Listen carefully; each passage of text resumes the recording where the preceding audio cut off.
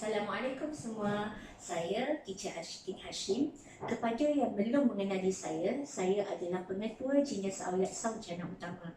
Saya suka berkongsi dengan ibu bapa tentang perkembangan serta aktiviti yang boleh kita lakukan dengan anak-anak berumur 0 hingga 6 tahun di rumah maupun di sekolah.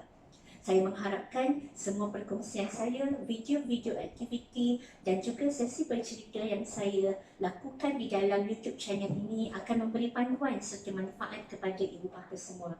Subscribe YouTube channel Teacher Ashkin untuk panduan serta manfaat semua. Hari ini saya akan berkongsi dengan ibu bapa tentang aktiviti vokal, iaitu bunyi vokal yang ketiga. Saya telah berkongsi di video sebelum ini 2 aktiviti bunyi vokal untuk anak-anak. Ibu bapa boleh mula mengajar membaca sejak daripada bayi lagi dengan cara bercerita dengan anak-anak. Apabila berumur 2 atau 3 tahun mengikut kesediaan anak, ibu bapa sudah boleh mula mengajar anak membaca dengan memperkenalkan suku kata ataupun bunyi kepada anak-anak.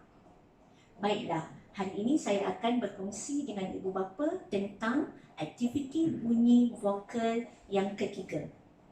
Kenapa saya menyarankan ibu bapa membuat aktiviti selain daripada menggunakan buku? Inilah tanggapan salah yang sering kita lakukan, iaitu apabila kita mengajar anak membaca, kita seringkali menumpukan hanya kepada buku sahaja.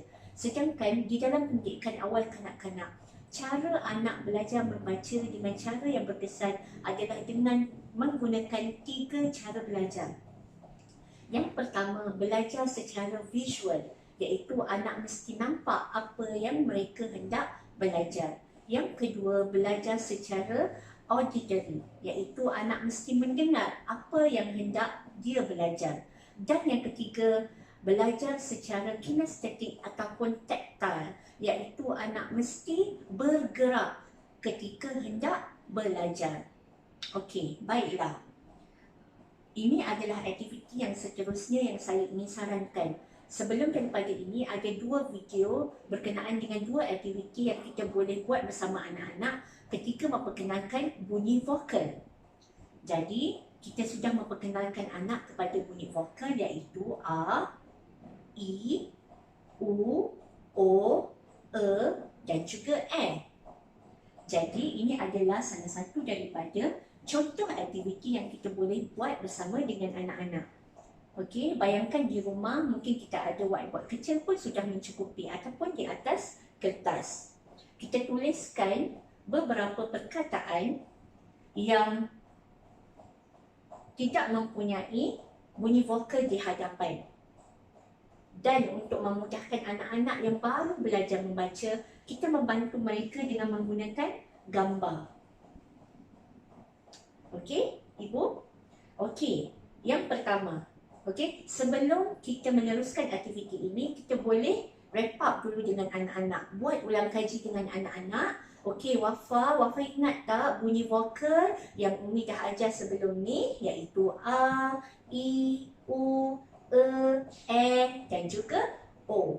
Okey, kita ulang, insya-Allah anak akan semakin faham.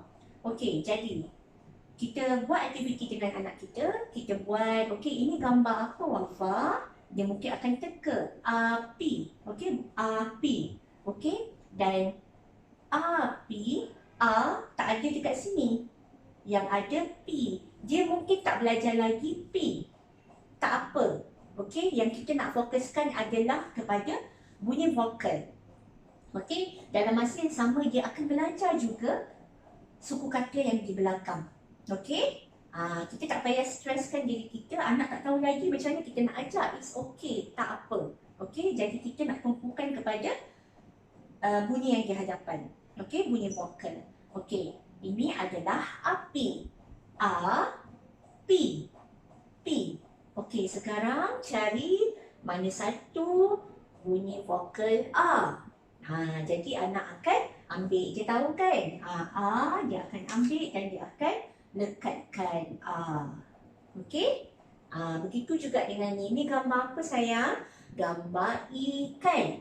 Ikan. Bunyi mula-mula apa? I. Kan. I.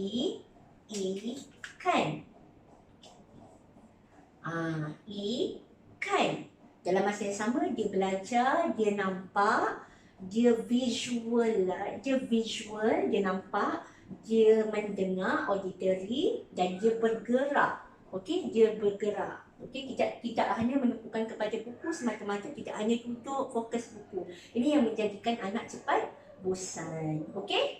Yang ini gambar ular. Ular. U ular. Ular. Ular. Okey? Yang ni gambar apa? Otot. Otot. Otot. Otot. Ni gambar apa? Emak. Emak. Emak. Emak. Okey? Jadi anak-anak akan buat latihan pengukuhan, pemahaman untuk dia lebih mengenal dan tahu tentang bunyi vokal. Okey? Jadi kita ulang dan kita buat aktiviti yang mungkin lebih menarik daripada ini bersama-sama dengan anak dan tidak hanya menumpukan kepada buku semata-mata. Saya mengharapkan aktiviti ini akan memberi panduan, inspirasi kepada ibu bapa semua untuk melakukan aktiviti membaca yang lebih menarik untuk anak-anak. Saya mengharapkan ibu bapa semua mengikuti video-video saya sebelum ini dan juga selepas ini, insya-Allah.